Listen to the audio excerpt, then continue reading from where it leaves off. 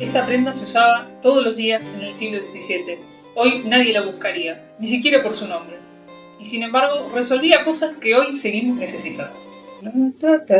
Hola, soy Macarena, bienvenidos a mi canal de costura, moda de antes y cosas. Hace años que vuelvo una y otra vez al siglo XVII. Best siglo ever. Hay algo en la moda de ese siglo que me puede, es más fuerte que yo. Y este canal nace de esa obsesión y de resolver una inquietud bastante concreta, que es si puedo vestirme hoy un poco más parecido al siglo XVII. ¿Puedo ir al supermercado vestida así?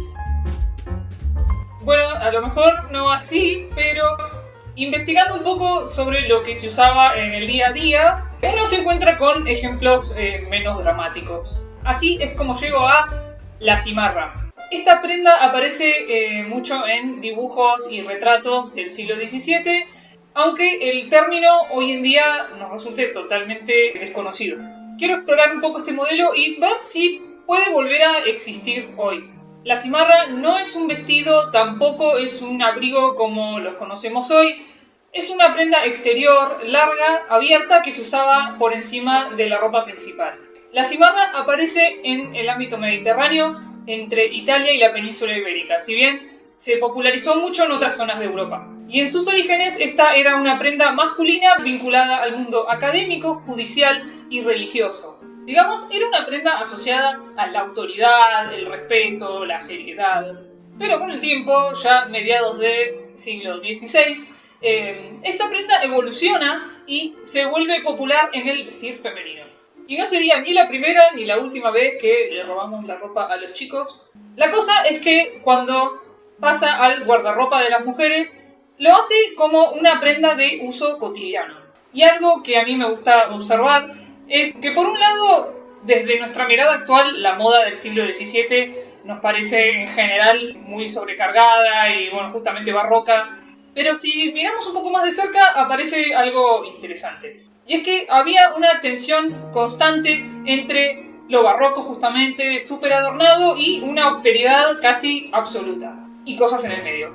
Pero en el caso de la cimarra se trata de una prenda de calidad que no estaba pensada para llamar la atención a los gritos, digamos, sino que buscaba comunicar sobriedad, presencia, estatus.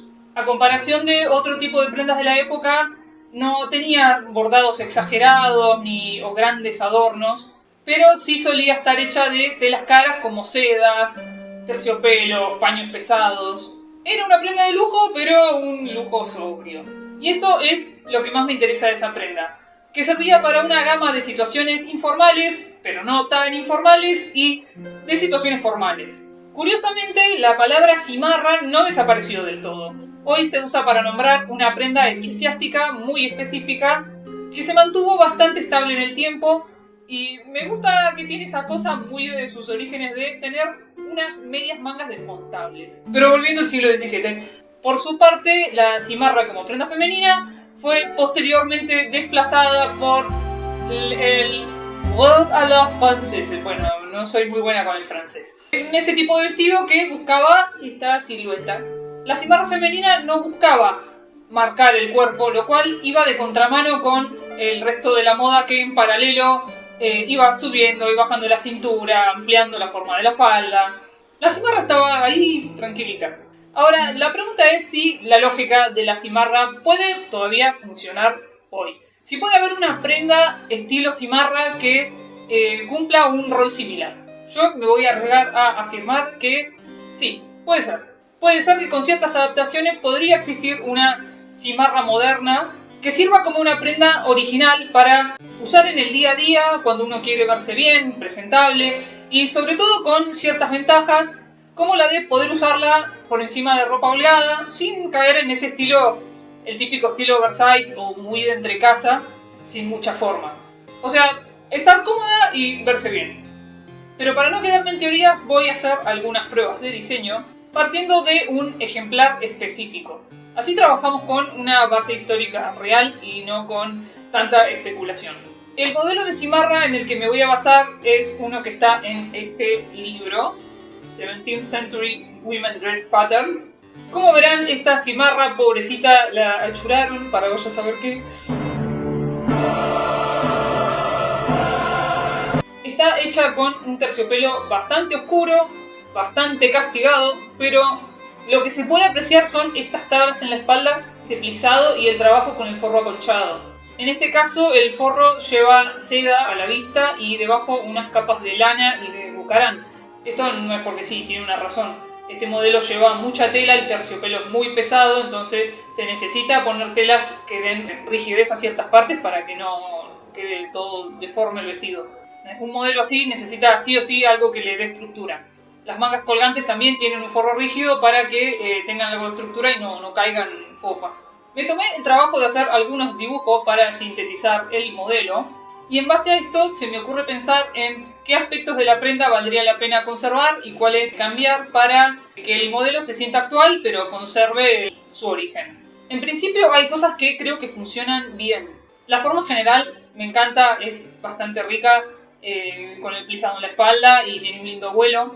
Las alas en los hombros y las mangas colgantes son su elemento más extraño en relación a lo que se usa hoy en día. Pero yo creo que pueden funcionar y es algo que le daría mucha personalidad al atuendo. Estos adornos tendrían que volver a la moda, definitivamente.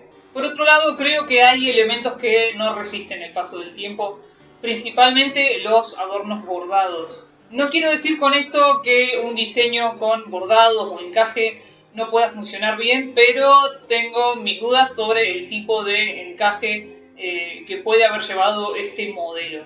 Así que el encaje queda fuera de la ecuación. El largo es algo a considerar. Para que no pierda el espíritu de la cimarra, me gustaría pensar en un largo ligeramente por encima de los tobillos o de ahí para arriba un poco. Me parece que para ser coherente con un equivalente actual a la función que cumplía la cimarra en su momento, tengo que tener en cuenta la practicidad.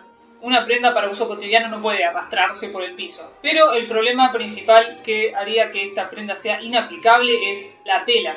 El terciopelo, y más este tipo de terciopelo brocado, es una tela muy ajena a la ropa actual. Podría funcionar una tela aterciopelada, pero no este terciopelo.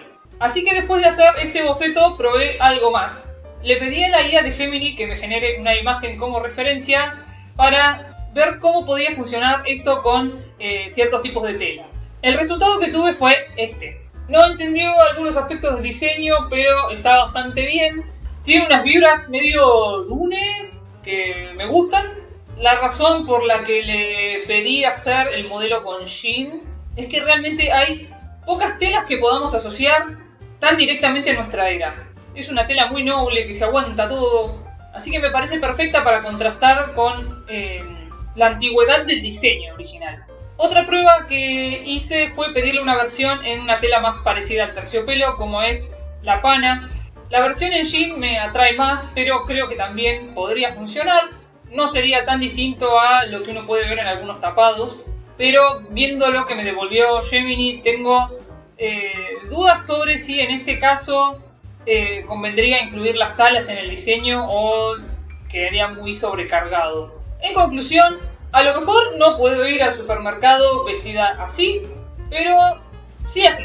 Ahora queda ver si todo esto que en imágenes funciona puede convertirse en una prenda real. Así que para eso los espero en el siguiente video.